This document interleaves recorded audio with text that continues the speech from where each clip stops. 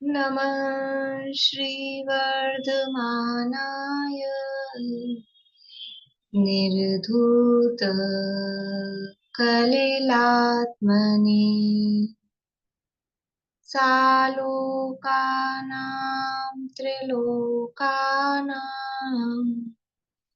यद्विद्या तर्पणायते यद्विद्या तर्पणायते सकल पापमल प्रक्षालक श्रीवर्धमान को करुं नमन लोकालोक प्रकाशित करने जिनकी विद्या है दर्पण जिनकी विद्या है दर्पण।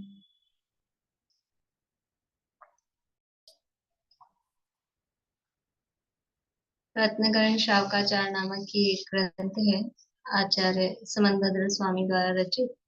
इसके अंतर्गत षष्ठ भावना अधिकार, जो वचनिका का विशेष रूप से पाठ है, पंडित सदासुखदास जी कास्केवाल ने इसको लिखा है। मूल ग्रंथ का ये पाठ नहीं है, लेकिन फिर भी बहुत महत्वपूर्ण है और हमारा यानी किस तरह से हम जीवन में समता भाव रख सकें, उसके लिए यहाँ बहुत अच्छी हमको प्रेरणा दी गई है।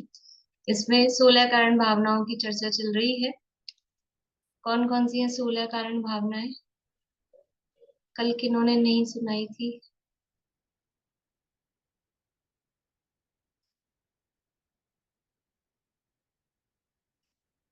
बोलिए। दर्शन विशुद्धि, विनय संपन्नता, शील वर्तेश्वर नतिचार भावना, अभिक्षण ज्ञान उपयोग और शक्ति त्याग, शक्ति तप, शक्ति संवेग, छूट गए, बीच में छूट गए। शक्ति संवेग, हाँ, अभीक्ष्ण संवेग, अभिक्षण अभिक्षण संवेग, शक्ति त्याग, शक्ति तप, साधु समाधि, व्यय। नेटवर्क गया इनका। चलिए शिला, अभी आप बोलिए। वृत्तिकरण भावना, अरध भक्ति, आचार आवश्यक अपरिहारणी, परिवर्तन वात्सल्य। बोलूं मैं? हाँ बोलिए।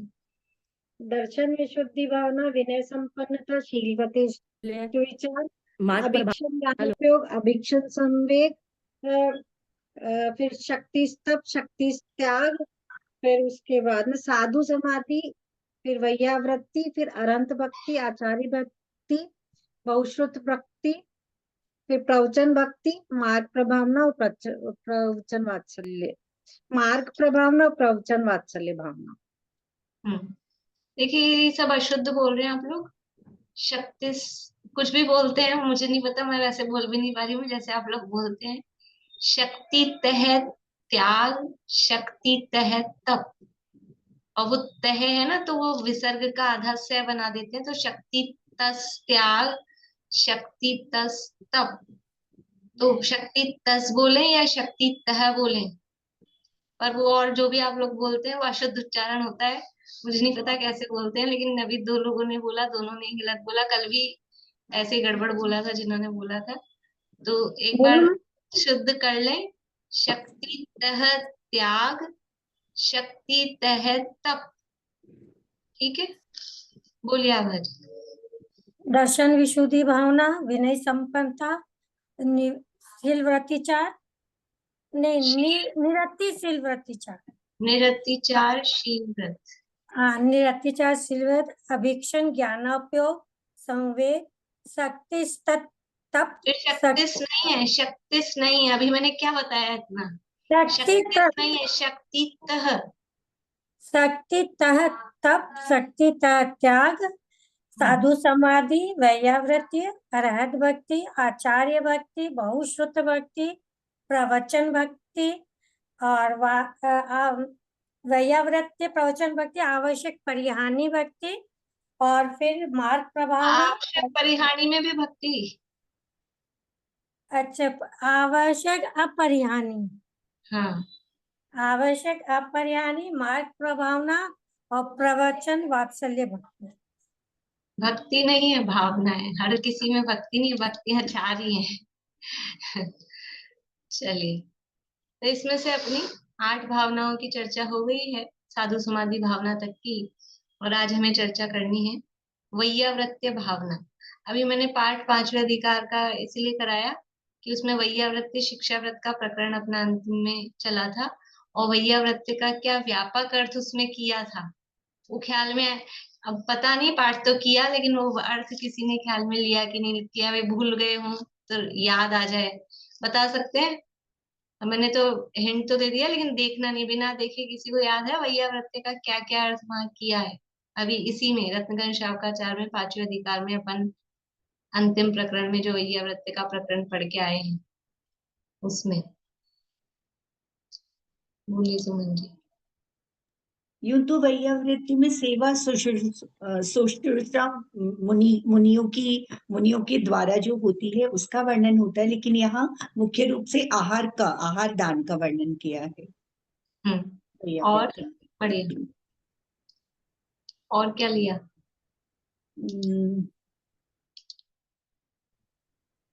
मुनियों के लिए औषधि भी आहार दान के अंतर्गत ही ले लेते हैं, मुनिराज के लिए। मतलब 4 दान का प्रकरण लिया था वैयावृत्ति में, अकेला आहार दान नहीं, वो 4 प्रकार के दानों को वैयावृत्ति में लिया था। इसके अलावा और क्या लिया था दान के अलावा? जिनेंद्र पूजन, जिनेंद्र पूजन, वो सारा वर्णन जो अकृत्रिम जिनालय का, वो सब किस में आया था? जिनेंद्र पूजन इसी में में आया था ना, पूजन के प्रकरण में। सब प्रकार की पूजाएं और सर्व के हाँ, वज्र और हाँ, ये चारों पूजाओं के प्रकार की प्रकार वो सब। तो ये यानी वैयावृत्य का व्यापक अर्थ किया कि वैयावृत्य को, यद्यपि उसको भी दिया है सेवा शुश्रूषा आदि करना, वो भी वैयावृत्य है, उसको सारी दुनिया ही वैयावृत्य समझती है। लेकिन जो 4 प्रकार के दान है, वो दान देना यथा योग्य, वो वैयावृत्य है। और भगवान के वैयावृत्य किस प्रकार करें, तो भगवान के गुणों में अनुराग भक्ति की भावना, वो भी उनकी वैयावृत्य है। यहाँ तो वैयावृत्य का अर्थ उसी रूप में ले रहे, वैयावृत्य अर्थात सेवा की जो भावना है, अ, उसको ही यहाँ प्रमुखता से वैयावृत्य भावना के अंतर्गत ले रहे हैं। पढ़ते हैं, पेज नंबर 255 है, रत्नकरण शावकाचार।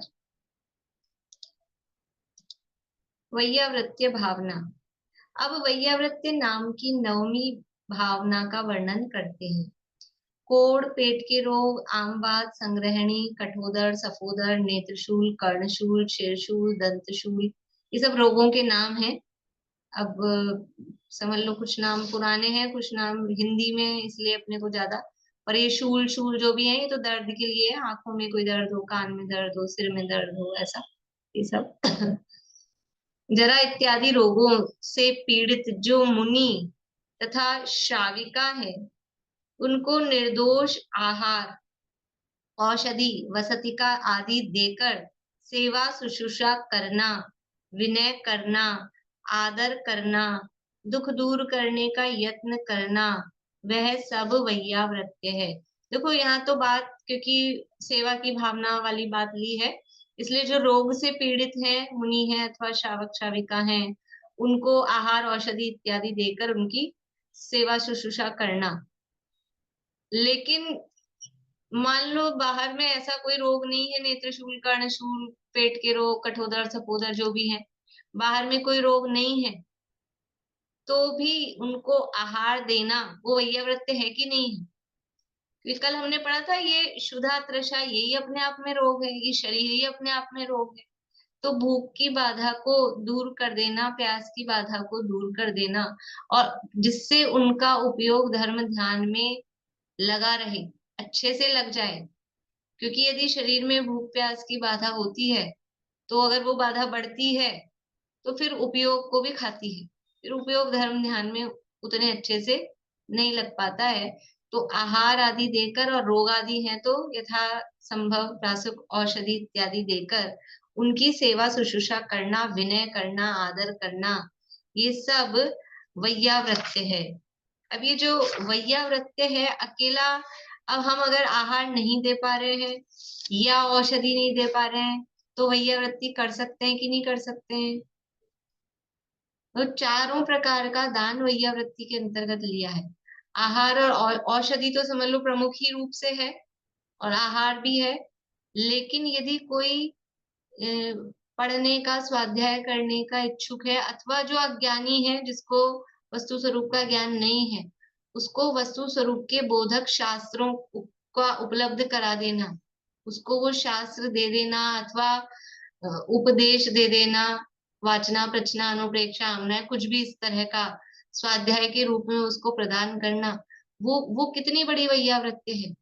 यदि उसको देखो, भोजन करा देना, अपन ने कल परसों ही पढ़ा था, भोजन दिया किसी को तो कितना 2-4 घंटे के लिए काम देगा, एक दिन के लिए काम देगा। औषधि दी, वो कुछ समय के लिए, एक बार बुखार हो रहा है, जुकाम खांसी हो रही है, अभी दवाई दी किसी ने, 2 दिन तक 3 दिन तक दवाई दे दी, रासुक औषधि, तबीयत ठीक हो गई, तो वो कितने दिन तक ठीक रहेगी?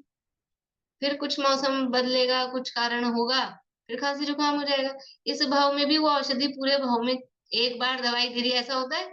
एक बार दवाई दे दी तो अब इस भाव में कभी आपको नहीं होएगा जुकाम, खांसी, बुखार, ऐसा तो होता नहीं है। तो कितनी टेम्परेरी है।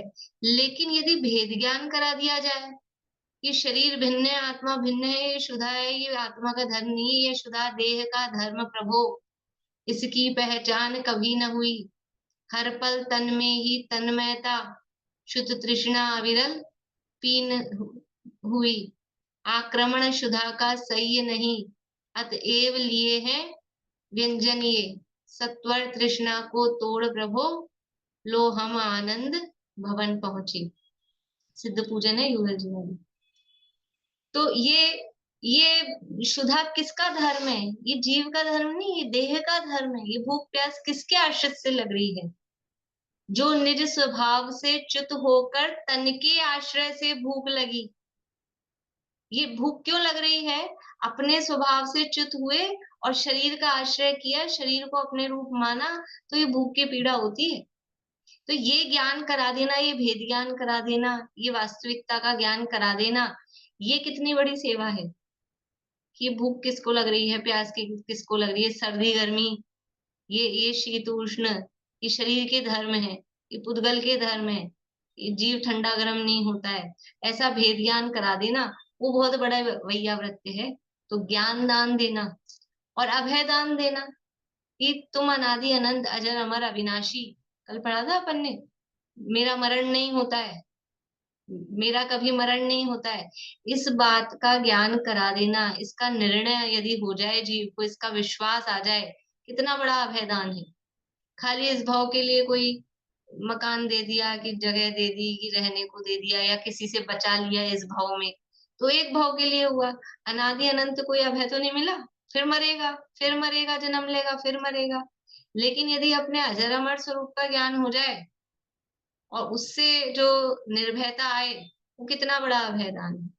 ये 4 प्रकार के दान, ये वास्तविक वैयावृत्ति है, और उसमें भी उत्तरोत्तर श्रेष्ठ है, उत्तरोत्तर श्रेष्ठ है। आहार दान से औषधि दान, औषधि दान से अभय दान, और अभय दान से ज्ञान दान। क्योंकि अभय दान और औषधि दान और आहार दान भी वो ज्ञान दान पूर्वक समझ लो ज्यादा कार्यकारी है, अधिक इफेक्टिव है। इसलिए ये वैयावृत्य है, वो अकेली बाहर में आहार आदि देना, या हाथ पांव दबा देना, सिर दबा देना, वो सब भी करना, वो भी उपयोग की स्थिरता में काम देता है। लेकिन अकेला कायिक वैयावृत्ति ही वैयावृत्ति नहीं है कि हमने हाथ दबाए, पैर दबाए, अपने शरीर से सेवा की। वाचनिक वैयावृत्ति होती है, मानसिक वैयावृत्ति होती है, किसी को मानसिक रूप से सपोर्ट करें प्रतिकूल परिस्थितियों में, किसी को वाचनिक रूप से सपोर्ट करें। कोई कोई डॉक्टर वैद्य जी ऐसे होते हैं, एक तो डॉक्टर के पास जाओ और जाके बोलो, दिखाया अपन ने, क्या हाल बना रखा है, बिल्कुल एंड टाइम पे आए हो, अब इतनी तो अब तो कह नहीं सकते हैं तुरंत ये इलाज नहीं किया, वो इलाज नहीं किया, अब तो आप गए इतने दिन के हो, और ऐसे वैसे, तो आदमी रहा सहा और नहीं मरता हो तो मर जाए, कमजोर दिल वाला, उसको हार्ट अटैक आ जाए। और एक ऐसा डॉक्टर हो कि जाते ही, अरे क्या है, कुछ नहीं हुआ, ऐसे कैसे मरीजों की जैसे बैठे, अच्छा बढ़िया हो, खुश हो, कुछ नहीं है, दवाई ले लो ठीक हो जाओगे 2 दिन में, एक इस तरह से बोले, तो ये वाचनिक वैयावृत्ति होती है। बोलने का बहुत फर्क पड़ता है, किस तरह से। किसी से हम मिलने गए, लोगों को मतलब इस चीज की भी वो नहीं होती है कि किसी से मिलने गए, अब मान लो किसी के हार्ट की प्रॉब्लम हुई हो या किसी के कैंसर इत्यादि ऐसे गंभीर बीमारियां हुई हो, और फिर जाके उनको सुनाओ फलाने जी के हुआ था, वो भी गए, और उनके हुआ था, वो तो अचानक उनका भी हार्ट फेल हो गया, अभी देखो ना इनके अड़ोस में पड़ोस में इनके ऐसे हुआ उनके ऐसे हुआ, उसको जाके पेशेंट को ये सुना रहे हो, तो अब वो क्या होगा उसका, क्या होगा कि कमजोर दिल वाले की तो वही हार्ट अटैक आ जाता है कि ये क्या कह रहे हैं। तो ये भी मतलब ये भी बहुत कॉमन सेंस वाली चीज है, इसमें कोई धर्म का संबंध नहीं है कि यदि हम मिल रहे हैं तो वाचनिक वैयावृत्ति कैसे करें। बहुत बार हम किसी से मिलने जाते हैं तो कोई जा जाके हाथ पांव थोड़ी ना दबाते हैं, वैसे ही मिलने जाते हैं रिश्तेदारों से, लेकिन हम किस तरह से उनको संबोधन कर रहे हैं, क्या बात उनके सामने कर रहे हैं, उससे उनको मेंटली सपोर्ट मिल रहा है कि नहीं मिल रहा है, ये विचार करने की बात है। तो किसके सामने क्या बातें करना, किस तरह की बातें करना अच्छी, जिससे उनका उत्साह बढ़े, जीवन के प्रति मोह कम हो, धर्म में श्रद्धा हो, थोड़ा वस्तु स्वरूप का विचार चिंतन वो करें, ऐसा कुछ विचार ऐसी कुछ बात उनके सामने करनी चाहिए, तो वो वाचनिक वैयावृत्ति होती है। और मानसिक रूप से उनको सपोर्ट देना वो मानसिक वैयावृत्ति है। तो वैयावृत्ति का बहुत व्यापक अर्थ है। हमने एक संकुचित अर्थ में हाथ पांव दबा देना, मालिश कर देना, इसका नाम, ये तो बहुत ही स्थूल वैयावृत्ति है और सबसे समझ लो लोअर लेवल की वैयावृत्ति है वो तो। असली वैयावृत्ति अंदर से जो भावनाओं से जुड़ के, और वास्तव में ये जीव संसार के दुखों से छूटे, ये इस भाव के शरीर के रोग तो क्या है, ये तो कर्म के उदय जन्य हैं, हमारे चाहने से दूर होंगे नहीं, जब तक उदय रहेगा तब तक रहेंगे। लेकिन असली रोग तो ये संसार का जन्म मरण का रोग है ना, वो संसार के जन्म मरण के दुख से जीव छूट जाए, ये भावना अंदर से हो, वो सच्ची वैयावृत्ति की भावना है। देखिए, जो तप द्वारा तपे हुए हों किंतु रोग सहित शरीर हो, उनका दुख देखकर उनके लिए प्रासुक औषधि तथा पथ्य आदि द्वारा रोग का उपशमन करना वह वैयावृत्तीय भावना है। ये आपने अच्छा बता दिया, हाथ पांव दबाने की जरूरत नहीं, हम तो जाएंगे किसी के पास उपदेश पिलाते रहेंगे, हाथ पांव दबाने में अपने को भी कष्ट नहीं कुछ नहीं, तो ऐसा नहीं है। जिसको अंदर से ये भावना आती है ना कि ये व्यक्ति कष्ट से निकले, तो वो यथा योग्य उसकी परेशानी देखकर शारीरिक सेवा करने का भाव भी, काया से सेवा करने का भाव भी आता ही है, वो कहना नहीं पड़ता है, वो तो आता ही है, और उससे भी उसको रिलीफ मिलता है, परिणामों में स्थिरता होती है। लेकिन साथ में वो मानसिक और वाचनिक भी वैयावृत्ति करनी चाहिए। देखिए, मुनियों के 10 भेद होने से वैयावृत्ति के भी 10 भेद हैं। बोली विनीता आंटी। इसका मीनिंग नहीं समझ में आ रहा। किसका? कास पहली लाइन में है ना, ज्वार कास, कास नहीं समझ में आया। अरे मैंने कहा ना, ये तो सब रोगों के नाम है, अब जो भी हैं ठीक है ठीक है, रोगों के नाम है, पुराने टाइप के भी नाम है, तो मैंने इसलिए शुरू में कह दिया था कि किसी ठीक का है, अर्थ ठीक आएगा किसी का नहीं आएगा, ठीक ऐसे है, है। हाँ, ठीक। अब अपने को थोड़े इंग्लिश वाले नाम पता है, मान लो यही रोग होंगे, लेकिन अपने को इतने ही शुद्ध हिंदी वाले नाम भी नहीं पता, और कुछ कुछ नाम बदल भी जाते हैं काल के हिसाब से, इसलिए। अभी जो तत्वार सूत्र में जो अंतरंग तप के भेद किए, कौन से अंतरंग तप के भेद?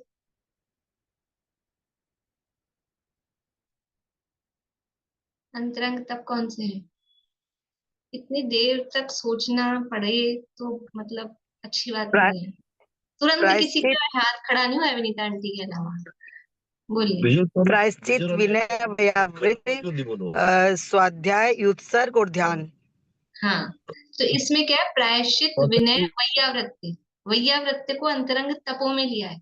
वहां अपन व्याख्या करते हैं कि तप किसके होगा, वैयावृत्ति करने वाले के कि कराने वाले के, क्या है, और फिर उसके भेद दिए हैं।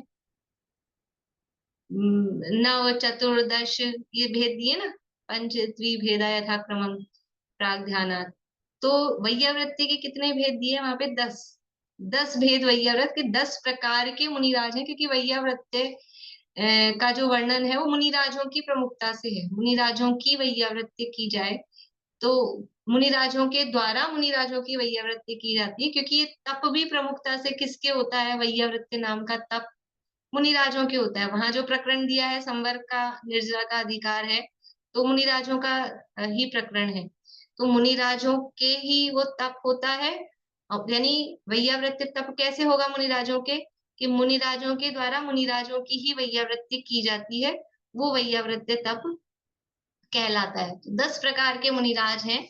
तो मुनियों के 10 भेद होने से वैयावृत्ति के भी 10 भेद हैं। ये नाम यहाँ दिए हैं, वहां सूत्र में भी है, आप लोगों को ख्याल आया होगा जिनको याद है सूत्र 9वें अध्याय में। आचार्य, उपाध्याय, तपस्वी, शैक्षिक, ग्लान, गण, कुल, संघ, साधु, मनोज्ञ, इन 10 प्रकार के मुनियों की परस्पर में वैयावृत्ति होती है। देखो ये नहीं कह रहे, कहीं भी ये नहीं लिखा है कि श्रावक मुनिराजों की वैयावृत्ति करते हैं। तो अगर श्रावक अकेले मुनिराजों की वैयावृत्ति करते हो तो वो वैयावृत्ति तब श्रावकों को होगा, मुनिराजों को कैसे होगा? और तब तो मुनिराजों के भी कहा है। तो मुनिराज भी परस्पर में करते हैं, वास्तव में मुनिराज ही करते हैं। श्रावक तो अपनी भावना अनुसार जो भी बाहरी होती है उस हिसाब से करता है, अदरवाइज मुनिराज ही परस्पर में संग में एक दूसरे की वैयावृत्ति करते हैं। ये परस्पर में वैयावृत्ति होती है। काय की चेष्टा द्वारा अन्य द्रव्यों से दुख वेदन आदि दूर करने का कार्य, व्यापार करना, प्रवर्तन करना, वह वैयावृत्ति है। अभी 10 प्रकार के मुनियों का स्वरूप यहाँ बता रहे हैं कि देखो प्रकरण है वैयावृत्ति का, मुनिराजों के भेद बता रहे हैं कि एक एक इस तरह की वो कैटेगरी बताई है मुनिराजों की, और उन मुनिराजों की वैयावृत्ति करना, उनका सेवा करना, तो उससे हमारे समझ लो उनका जो भी कष्ट है वो दूर हो, तो करने वाले के वैयावृत्ति नाम का तप होता है। ये स्वरूप यहाँ भी बता रहे हैं और वहां से भी देख सकते हैं, तत्वार सूत्र में से भी। देखिए सबसे पहला है आचार्य, जिनसे स्वर्ग मोक्ष सुख के बीज जो व्रत हैं उनको आदर सहित ग्रहण करके भव्य जीव अपने हित के लिए पालते हैं, आचरण करते हैं, ऐसे सम्यक ज्ञान आदि गुणों के धारक आचार्य हैं। आचार्य किसे कहते हैं? तो अलग अलग जगह हमने आचार्य की परिभाषा पढ़ी हुई है। बालबोध में पढ़ी है वही परिभाषा जो मोक्षमा प्रकाशक ने भी पढ़ी है, बालबोध में दी है। इसके अलावा द्रव्य संग्रह में पांचों परमेष्ठियों का स्वरूप अंत अंत की गाथाओं में वहां पर भी दिया है, और यहाँ भी। आचार्य किसे कहते हैं? बालबोध की परिभाषा याद है? बोलिए पूर्णिमा। जो ज्ञान ध्यान में विशिष्ट होते हैं, संघ का संचालन करते हैं, शिष्यों को दीक्षा शिक्षा देते हैं, प्रायश्चित विधि से उनको शुद्ध करते हैं, ऐसे आचार्य कहलाते हैं। एक सबसे इम्पोर्टेंट शब्द जो सबसे फर्स्ट लाइन थी, और जो उपदेश के इच्छुक होते हैं उन्हें उपदेश देते हैं। ठीक है, वो पहली लाइन में आ रही है। जो सम्यक दर्शन ज्ञान चारित्र की अधिकता से प्रधान पद प्राप्त करके मुनि संघ के नायक हुए। आचार्यों में क्या इम्पोर्टेंट है? वो तो सब बातें हैं, शिक्षा दीक्षा देना, प्रायश्चित देना, उपदेश देना, लेकिन ये सब काम कैसे उनको हैंड ओवर किए गए हैं, कैसे ये सब जिम्मेदारियां उनके ऊपर आई हैं? इस सम्यक दर्शन ज्ञान चारित्र की अधिकता से, उससे प्रधान पद प्राप्त करके, द्रव्य संग्रह की भी जो गाथा है ना उसमें भी ये दिया है, जो नठट कम देहा लोया लोया जानो लट्ठा पुलसा यारो अप्पा सिद्ध हो जाए को, जो संसन्नान पहाड़े वीर्यचारी तवायारे अपम परम च झुंजे सो आई मुनि छेव। दंसन नान पहाड़े, दर्शन ज्ञान की प्रधानता से वीर्य तव चरित्र या वीर्य तव चरित्रे वीर्य तप दंसन्नान पहाणे वीर्य चारी तव आया रे। चारित्र तव वीर्य चारित्र तव आया रे, ऐसा है। वीर्य चारित्र वर तव आया रे, अब सही है, वीर्य चारित्र वर तव आया रे। तो जो दर्शन ज्ञान की अधिकता से, वहां भी यही कहा है, जो सम्यक दर्शन ज्ञान चारित्र की अधिकता से प्रधान पद प्राप्त करके मुनि संघ के नायक हुए हैं। नायक कौन हुए हैं? कि जिस रत्नत्रय की अधिकता है, रत्नत्रय भी कम ज्यादा होता है क्या मुनि राजों में? कि हाँ, जैसे जैसे वो रत्नत्रय में प्रौढ़ता आती है, सबका रत्नत्रय एक सा नहीं होता है, सबका सम्यक दर्शन एक सा नहीं होता है, सबका मिथ्या दर्शन भी एक सा नहीं होता है।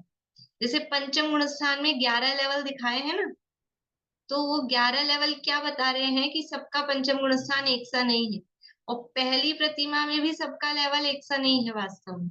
तो वैसे ही जो मुनिराज हैं, गुणस्थान सबका छठा सातवां है, लेकिन फिर भी सबके रत्नत्रय में प्रगाढ़ता, वो प्रौढ़ता सबकी एक सी नहीं है। तो रत्नत्रय की प्रधानता जिनमें होती है, तो उससे वो मुनि संघ के नायक हुए हैं। फिर योग्य आचरण करने वाले को आचरण कराते हैं, दीक्षा लेने वाले को योग्य जान के दीक्षा देते हैं, उपदेश देते हैं, अपने दोष प्रकट करने वाले को प्रायश्चित विधि से शुद्ध करते हैं। तो ये सब वो आचरण जो करते हैं और कराते हैं, वो आचार्य कहलाते हैं। तो जिनसे स्वर्ग मोक्ष सुख के बीज जो व्रत हैं, उनको, व्रतों को आदर सहित ग्रहण करके भव्य जीव अपने हित के लिए पालते हैं। देखो, व्रत का विशेषण दिया है। व्रत कैसे हैं? स्वर्ग मोक्ष सुख के बीजभूत हैं। व्रत कैसे हैं?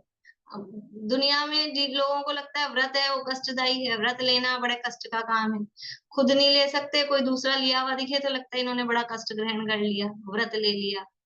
लेकिन व्रत कैसे हैं? वास्तव में स्वर्ग मोक्ष सुख के बीज, यानी उसके कारण है, सुख के कारण है। और सुख भी ऐसा वैसा नहीं, साधारण स्वर्ग का सुख या मोक्ष का सुख जिनके माध्यम से मिलता है, ऐसे व्रतों को आदर सहित ग्रहण करके भव्य जीव अपने हित के लिए पालते हैं। यानी आचार्य से वो व्रत ग्रहण करते हैं, आचरण करते हैं। ऐसे सम्यक ज्ञान आदि गुणों के धारक आचार्य हैं।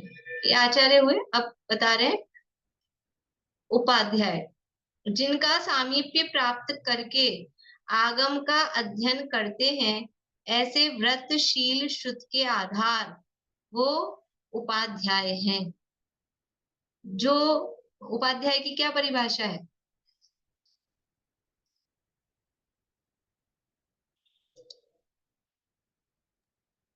जो आचार्य द्वारा नियुक्त होते हैं, पठन पाठन में रत होते हैं, द्वादशांग के पाठी होते हैं, और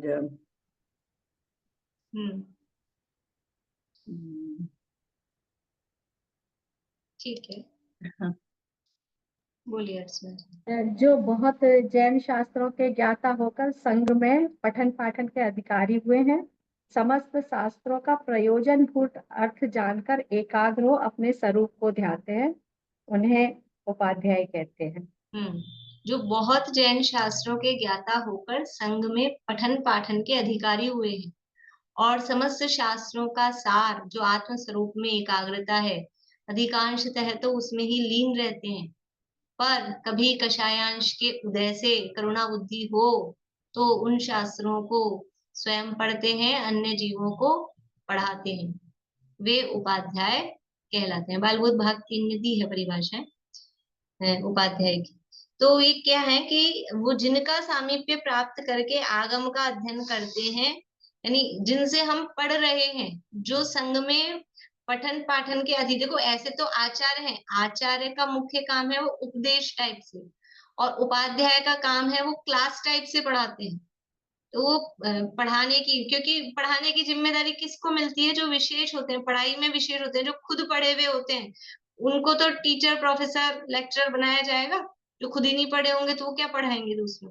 तो जो पढ़ाई में विशेष है उनको उपाध्याय का पद प्राप्त होता है, और उनसे आगम का अध्ययन संघ में अन्य साधु करते हैं।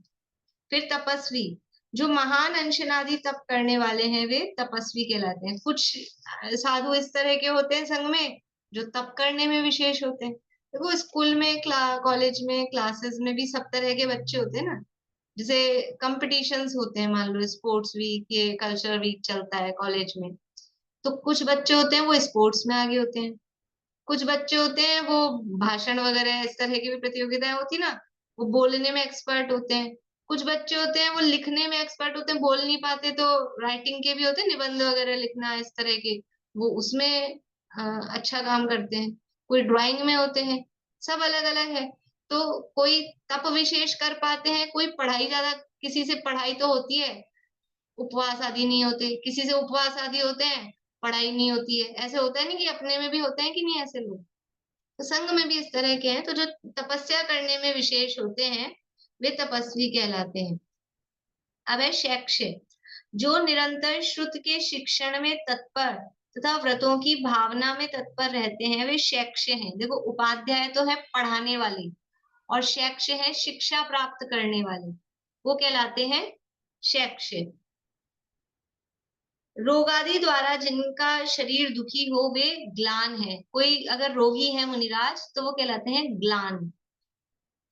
जो वृद्ध मुनियों की परिपाटी के हों वे गण। गण कौन कहलाते हैं? जो वृद्ध मुनिराज हैं, संघ में सब तरह के मुनिराज होते हैं, तो जो कोई वृद्ध मुनिराज हैं वो कहलाते हैं गण। अपने को दीक्षा देने वाले आचार्य के जो शिष्य हैं वे कुल कहलाते हैं। कि किसी मुनिराज ने जिन आचार्य से दीक्षा ली, किन्हीं दूसरे मुनिराज ने भी उन्हीं से दीक्षा ली, तो वो एक ही कुल के कहलाएंगे। जैसे इन्हीं टीचर से हम पढ़े, उन्हीं टीचर से आप पढ़े, पहले पढ़े बाद में पढ़े, आगे पीछे पढ़े, लेकिन एक ही टीचर के शिष्य होते हैं, जैसे कहते हैं एक ही कुल के हैं। तो एक ही आचार्य के जो दीक्षित मुनिराज हैं वे कुल कहलाते हैं। मैम जैसे जो उपाध्याय होते हैं 25 उनका मूल गुण होता है, तो वो जो 14 पूर्व और 11 अंग नेटवर्क के आपका धारी गलत। बोलते को माना जाता है क्या? तो हाँ 11 से 14 पूर्व जो कहा है ना, हाँ 11 14 पूर्व उनके मूल गुणों में कहे हैं, लेकिन ऐसा नहीं है कि उपाध्याय का पद उसी को मिले कि जिनको बस 11 अंग 14 पूर्व का ज्ञान हो तो उपाध्याय बनेंगे। फिर आज के जमाने में तो किसी को है ही नहीं, तो फिर ये तो उपाध्याय प, हो नहीं सकते। ये तो मैम पूर्व के मतलब उस समय के हिसाब से पद दिया गया होगा ना, हाँ, उत्कृष्टता से कहा है, उत्कृष्ट रूप से यदि कि आचार्य जब को से ज्ञान हो दिया तो जाता है। 11। आपकी आवाज ना कट रही है अब। प्रश्न आपका यही है ना, मतलब जो मैं जवाब दे रही हूँ मेरे हिसाब से। नहीं मैं बोल रही हूँ कि जो जो ये मतलब जो पद मिला तो वो तो पहले के समय में मिला था, तो उस समय मतलब जो श्रुत केवली होते थे उन्हीं को उपाध्याय का पद मिल दिया जाता था। मैं ये पूछना चाह रही हूँ। हाँ, मैं वही बता रही हूँ कि उस जिस समय 11 अंग 14 पूर्व के पाठी अगर हैं तो उनको उपाध्याय का पद देंगे। लेकिन अगर ऐसे नहीं है, 11 अंग 14 पूर्व के पाठी नहीं है, लेकिन फिर भी उनमें पठन पाठन की अधिकता है संघ में। संघ में जो सबसे ज्यादा पढ़ाई करने वाले हैं, अब पढ़ाई करना अकेला नहीं, पढ़ तो कोई भी सकता है, लेकिन पढ़ाने की क्वालिटी भी होनी चाहिए। तो वो खुद भी पढ़ते हों और दूसरे को समझा भी सकते हो। और वास्तव में तो जो खुद पढ़ता है उसको समझाना आ ही जाता है। खुद का अगर कंसेप्ट क्लियर होता है तो वो दूसरे को समझा सकता है। और कौन नहीं समझा सकता है? कुछ लोग बोलते हैं हमको आता तो है लेकिन हम बता नहीं सकते, तो वो वास्तव में कंसेप्ट क्लियर नहीं होता है खुद का, इसलिए बता नहीं सकते। कंसेप्ट अगर क्लियर है तो बता ही सकते हैं, अपने आप ही बताया जाता है। तो जो खुद पढ़ता है उसके कंसेप्ट क्लियर हैं तो वो पढ़ा भी सकता है।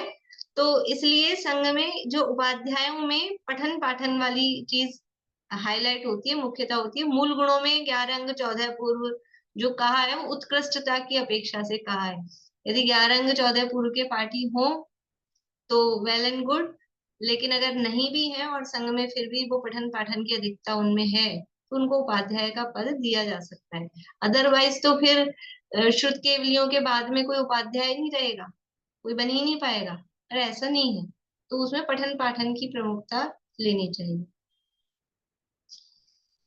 देखिए ग्लान हो गया, फिर गण कुल, इसके बाद है संघ।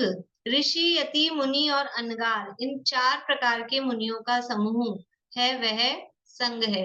आप लोगों को अर्थ बताया ना ऋषि यति मुनि और अनगार, जो वृद्धियों की चर्चा अपन ने की थी अभी प्रारंभ तत्वार सूत्र में, याद है किसी को? कि 4 प्रकार के मुनि होते हैं, और इन 4 प्रकार के देखो, संघ चतुर्विध संघ 2 प्रकार से कहा जाता है। एक तो मुनि आरिका श्रावक श्राविका, इनको भी चतुर्विध संघ कहते हैं। लेकिन यहाँ प्रकरण है मुनिराजों का, तो मुनिराजों के अंतर्गत संघ किसे कहेंगे? फिर मुनि आरिका आरिका और श्रावक श्राविका को मुनिराजों में कैसे घुसाएंगे? तो वहां संघ का अर्थ होता है ऋषि, यति, मुनि और अनगार। कौन बता रहे हैं इसका अर्थ? बोलिए सुनीता आंटी, ऋषि किसे कहते हैं? ऋषि ऋषि कहते हैं, अवधि ज्ञान मन प्रिय केवल ज्ञान वालों को ऋषि कहते हैं। अवधि मने परे केवल ज्ञान वालों को ऋषि कहते हैं। फिर मुनि किसको नहीं, कहते हैं? रिद्धि मुनि, रिद्धिधारी मुनि राजों को कहते हैं। हाँ सॉरी, वो मैंने हाँ, वाला बता दिया, रिद्धि उसका बता दिया। आपने लिखा भी गलत है क्या? नहीं, मुनिराज का बता दिया। रिद्धिधारी जो मुनिराज सब लोग निकाल लीजिए, सबने लिखा होगा, अभी लेटेस्ट पढ़ाया है 2-4 क्लास पहले ही, 3-4 क्लास य- पहले। यति का है, रिद्धिधारी श्रेणी जो पर मुनिराज हैं उनको ऋषि कहते हैं, हम्म, और अवधि ज्ञानी, मनःपरे ज्ञानी, केवल ज्ञानी को मुनि कहते हैं। आगे यति किसे कहते हैं? यति आवाज श्रेणी कट पे, रही है, सबको आवाज कटी कटी आ रही है क्या? श्रेणी पे चढ़ने वाले मुनिराज को यति कहते हैं। हाँ, जो श्रेणी पर आरोहण कर रहे हैं ऐसे मुनिराजों को यति कहते हैं। और अनगार?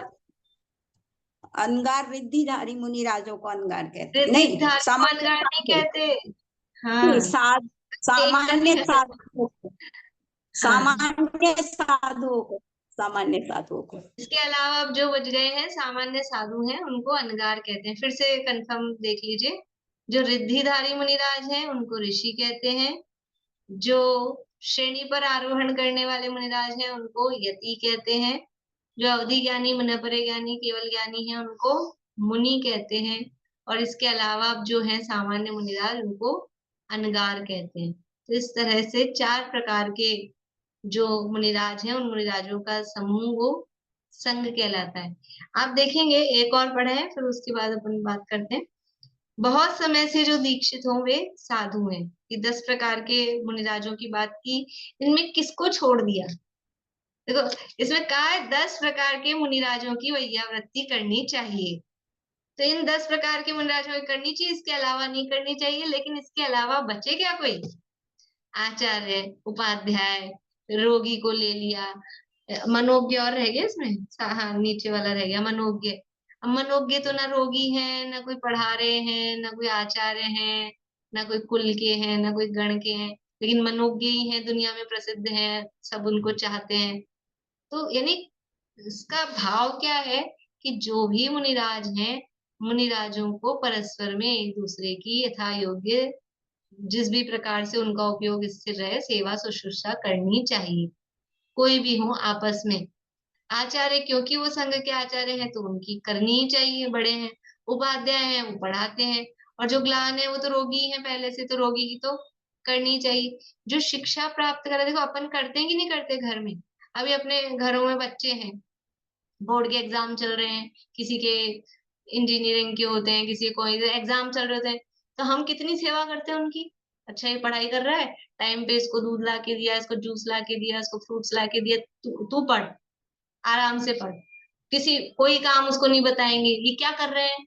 ये उसकी वैयावृत्ति तो कर रहे हैं, और क्या कर रहे हैं? तो पढ़ने वाले की वैयावृत्ति की जाती है। तो संघ में भी जो पढ़ रहा है, बाहर से भले ही रोगी नहीं हो, लेकिन वो पढ़ रहा है तो उसकी वैयावृत्ति भी, पढ़ तो रहा है, उपयोग तो लगा रहा है अपना पढ़ाई में, तो उसकी वैयावृत्ति की जाती। और कोई अपने कुल के हैं हमारे साथ में, हमारे गुरु से जिन्होंने दीक्षा ली है, तो वैसे उनके प्रति थोड़ा विशेष स्नेह होता है, तो उनकी आपस में, हम सब एक क्लास के हैं, आपस में कोई मिल जाए आप लोग, मैं भले ना मिलूं, लेकिन आप लोग आपस में अगर कोई मिल जाए कहीं, कितनी प्रसन्नता होती है। और फिर उसके लिए कुछ व्यवस्था करनी हो, कोई आपके शहर में आए हो कि आपके एरिया में आए हो, तो आप थोड़ा बहुत कुछ ना कुछ पूछताछ करते हैं, करेंगे कि नहीं करेंगे?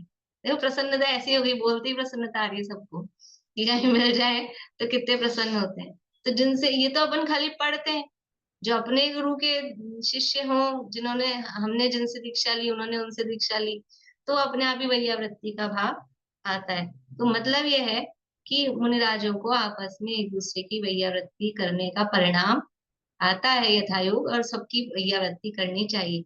10 प्रकार के कहे हैं, 10 कहे हैं कहने के लिए, वास्तव में किसी को नहीं छोड़ा है, सबको इसके अंतर्गत ले लिया है। ये मनोज्ञ का और पढ़ लेते हैं, फिर आगे चर्चा कल करेंगे।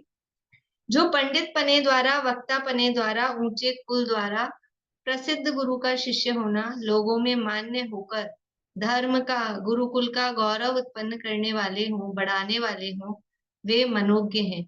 अथवा असंयमित दृष्टि भी संसार के अभाव रूप पने के कारण मनोज्ञ है। तो इस प्रकार से इन 10 प्रकार के मुनिराजों की वैयावृत्ति करने की बात यहाँ पर कही है, और शेष चर्चा कल करेंगे।